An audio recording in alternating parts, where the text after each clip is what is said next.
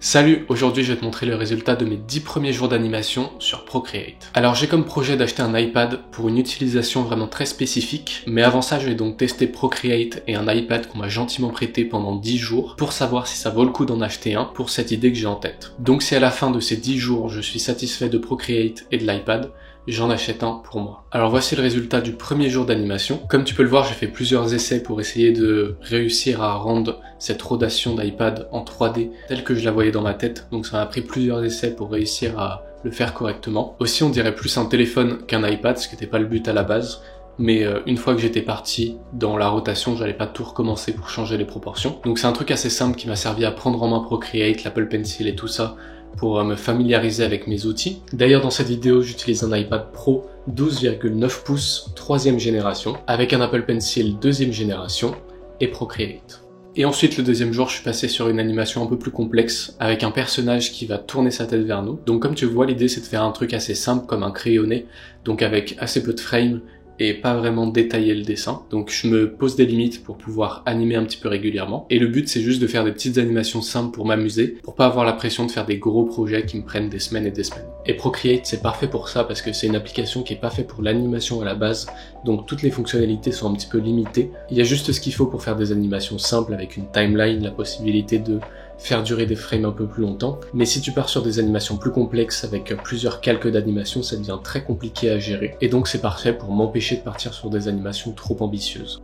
Alors sur le jour 3, malheureusement, je vais pas pouvoir te montrer l'animation. On peut dire tout simplement que c'est une étude d'anatomie en mouvement, mais si je te montre ça sur YouTube, je risque la suppression de la vidéo, donc on va passer au jour suivant. On arrive ensuite à cette animation sur laquelle j'ai travaillé pendant 5 jours. Donc j'étais en déplacement à ce moment-là, et c'est là que l'iPad est devenu très utile parce que j'ai pu dessiner pendant que j'étais dans le train, pendant que j'étais dans le bus, juste avant d'aller me coucher quand j'avais pas le temps pendant la journée, ce genre de choses. Ça reste une animation assez simple, mais il y a plus de frames que sur les précédentes.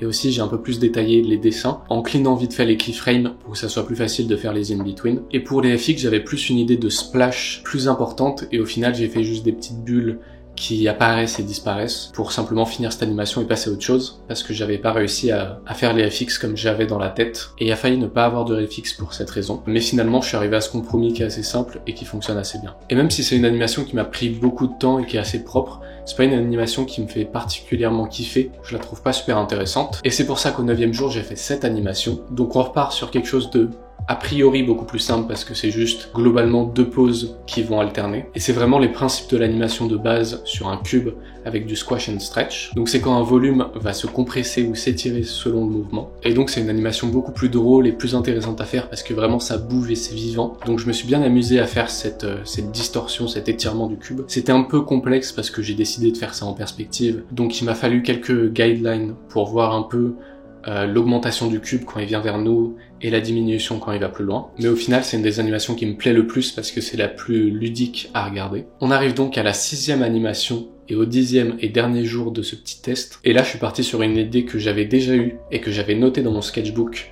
J'avais fait quelques idées de frame de comment je voyais la chose et j'ai essayé du coup de la faire directement en animation. On repart du coup dans ma zone de confort sur des FX mais avec de l'eau, c'est pas quelque chose que j'ai beaucoup fait non plus. Et encore une fois, je me suis beaucoup amusé sur cette animation et sur le splash final. J'ai essayé de faire un timing pas forcément réaliste, mais avec un genre de petit ralenti quand il y a l'arrivée du splash, et qu'ensuite les gouttes retombent beaucoup plus rapidement. Je sais pas si ça se sent que c'est intentionnel, mais en tout cas c'était mon idée.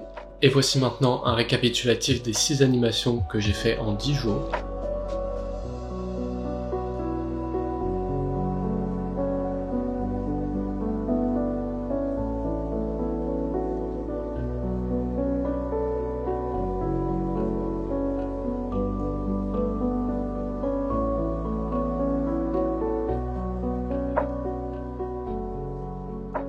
Et voilà qui conclut ces 10 jours d'animation sur Procreate. On va pas se mentir, à partir du premier jour, je savais que j'étais convaincu par l'iPad et par Procreate et je savais que j'allais en acheter un. Et c'est ce qu'on verra justement dans la prochaine vidéo où je vais t'expliquer un petit peu la vision que j'ai en tête et l'utilisation que je vais avoir de cet iPad et le changement que ça va avoir dans ma vie tout simplement. J'espère que t'as kiffé ces petites animations, n'hésite pas à me dire laquelle est ta préférée en commentaire. J'espère que ça t'a inspiré et on se retrouve bientôt pour de prochaines vidéos et de prochaines animations.